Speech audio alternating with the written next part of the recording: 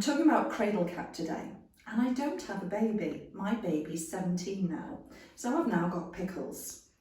Babies can have Cradle Cap. It's a regular thing, and lots of parents hate it because their lovely baby has got a thick crust over their head. Don't worry, it's not painful, and it's not going to hurt them. But here is some tips to aid actually the elimination of this. Now, it's usually when Cradle Cap, there is too much sebum on their scalp and they're not draining it off.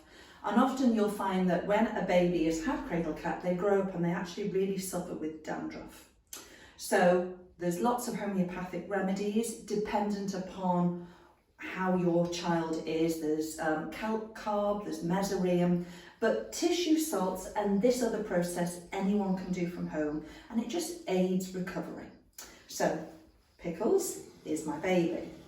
Now what I would suggest is about 3-4 times a week, when you're bathing your baby, about half an hour before you bath your baby, you make up a paste with tissue salts. So it all depends on what type of Cradle Cap your baby has. So if your baby has got a sticky, thick, yellow crust Cradle Cap, I would actually use Cali Sulf. Have a look online for, I use New Era, but have a look online to see which ones you can find tissue salts. So Cali Sulf for the yellow, thick, nasty, sort of stuck to the scalp Cradle Cap. You can use, if your baby's got greasy scalp, then I would actually use Nat Phos tissue salts. If your baby has got a white tongue and a white Cradle Cap, then I would actually use Cali Mure. And if, for whatever reason, it's got a little bit of infection or it's just a little bit green and it's thick yellow green and it's weeping, then Nat Sulf, but don't stress too much. Tissue salts are really safe, and if you want to combine one or two of them, that's fine. Don't worry at all. Okay, so choose the salts that's right for your baby. And you just get your salts, and I would put, because these are tiny, I'd put about 2 in. Okay, can you see that? About 2? 2 into a little bowl before they have their bath, and get some sweet almond oil. And all you do is, with a plastic spoon, not a metal spoon, because tissue salts, you shouldn't put a metal spoon with it, make a paste. So put about 2 tablets. Don't worry, don't stress too much, about 2 tablets in a little bit of almond oil, squish it all together and paste it over the baby's head. Use your hands if need be and really massage it in.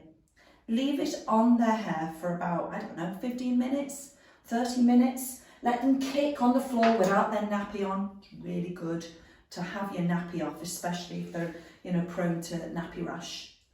Then you put them in the bath.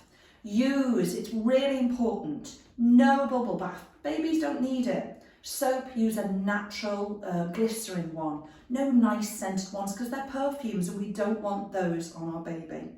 So use a really natural soap. Just wash little bits of them.